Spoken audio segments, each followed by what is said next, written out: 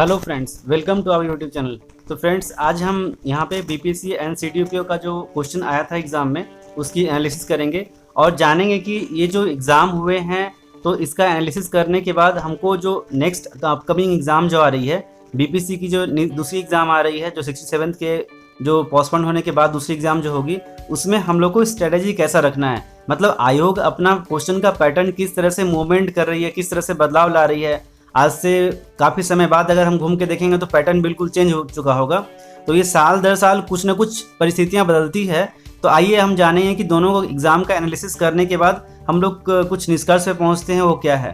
तो फ्रेंड्स, फिर से मैं बोलना चाहूँगा, आप सभी ने बीपीएससी के एग्ज़ाम्स के प्रश्न पत्र को देखा और आपने एग्ज़ाम दिया भी होगा। हर एग्ज़ाम के लिए एक स्ट्रेटेजी होती है, बिना स्ट्रेटेजी के एग्ज़ाम क्रैक कर पाना मुमकिन ही नहीं, नामुमकिन है। नीचे दोनों एग्ज़ाम जो हमारे 67 बीपीएससी और सीडीपीओ में 5 से 6 प्रश्न हमने ऐसे देखे थे जो कि डायरेक्ट पूछ दिए गए हैं। प्रश्न पत्र देखकर आप समझ गए होंगे कि उन्हें सीधे तौर पर 6 प्रश्नों का फ़ायदा हुआ होगा। मतलब फ्रेंड्स, ऐसे लोग जो कि मतलब बीपीएससी का एग्ज़ाम जो देकर आए थे, जो कैंसिल हो गया होगा, तो उस एग्ज़ाम को देने के बाद जो है, जो लोग क्वेश्चन को पूरी तरह से देखे होंगे और फिर से वो जो वही इंसान जो कि सीडीपीओ का एग्ज़ाम भी दे रहे होंगे, तो अगर परीक्षार्थी दोनों एग्ज़ाम को दिए होंगे और क्वेश्चन पेपर को देखे होंगे, तो सीधे तौर पे वहाँ पे उन्हें 6 प्रश्न ऐसे आए थे जो साफ साफ एकदम सेम पूछ लिए गए थे। तो 100% की उसका फ़ायदा उन्हें मिला ही होगा। तो इसलिए पूर्व वर्षों के प्रश्न पत्र का रिवीजन बहुत ज़रूरी है फ्रेंड्स। तो ओवरऑल यहाँ पे निकल के आता है कि अगर आप कोई भी एग्ज़ाम को देने जा रहे हैं तो वहाँ पे आपका ये बहुत इंपॉर्टेंट है कि आप प्रीवियस ईयर के क्वेश्चंस को 100% करके जाएं।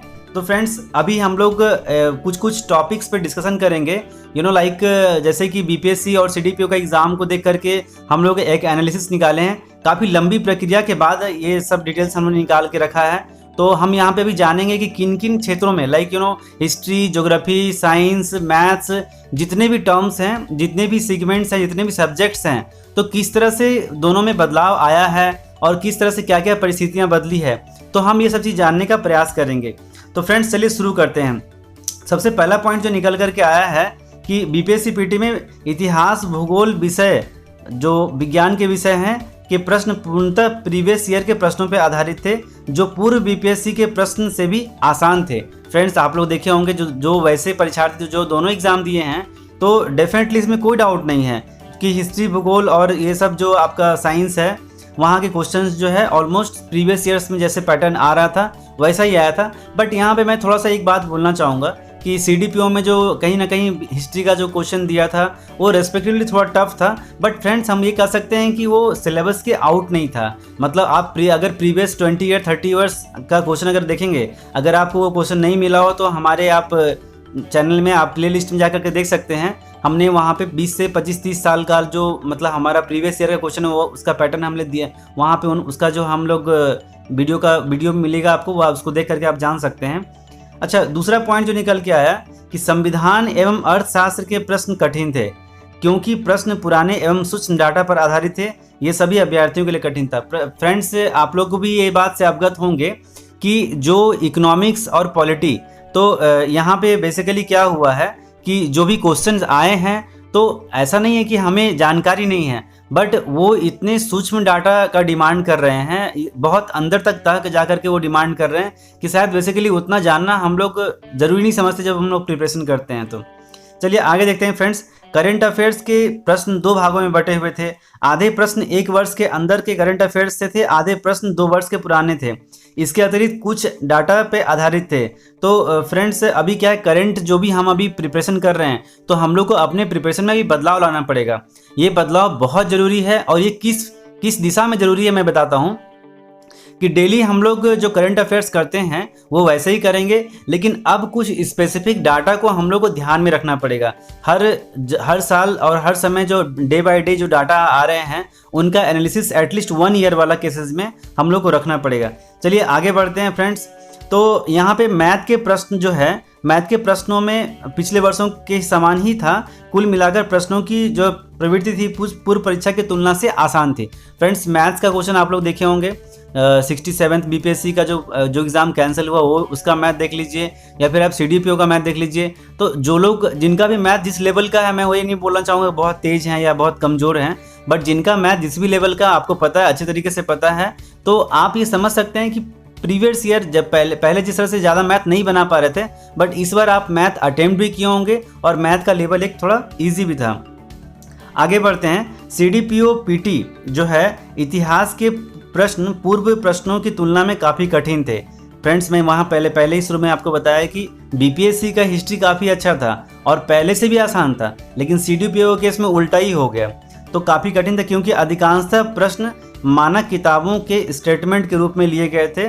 प्रश्नों की प्रवृत्ति यूजीसी नेट के समान थी। फ्रेंड्स, आप समझ सकते हैं जो यूजीसी नेट का जो क्वेश्चन आता है वो स्पेशल कुछ स्टेटमेंट्स को लेकर के थी, उनके मानकों पे खरी उतरी थी।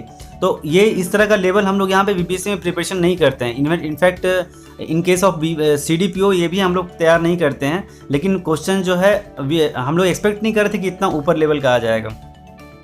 फिर आगे बढ़ते हैं। बिहार विशेष के काफ़ी प्रश्न पूछे गए थे, जिसमें प्रश्नों की प्रवृत्ति देखने में आसान थी, परंतु ऑप्शन के आधार पे ये हल करना थोड़ा कठिन था।